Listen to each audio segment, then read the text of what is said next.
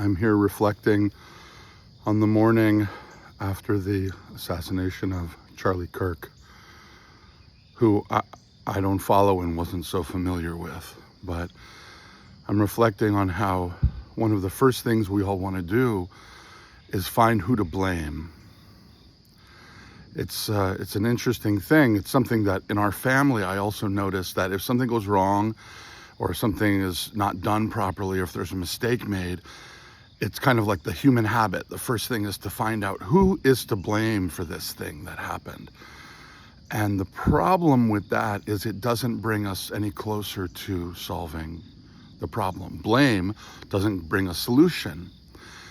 And, you know, because we are a family, a community, in this country, United States of America, but also human beings, and you know how I feel, including other creatures, animals, and all the creatures of the earth. We are a family.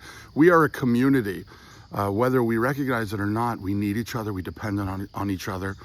And we are not that interested in blame, but finding solutions. And solutions means coming together and looking at how to help each other, how to act as a family and as a community. And I know there are forces in the world that, and even in this country, that want America to be at war with itself, that it's beneficial for some people in the world for America and Americans to be divided and to be fighting against one another. And some people even, use the word that America is being pushed towards civil war. They use the word civil war. This is part of that same energy that comes from blame. Now, certainly we need to find people responsible for crimes, and we need to uphold laws, and we need to do what is right and what is just.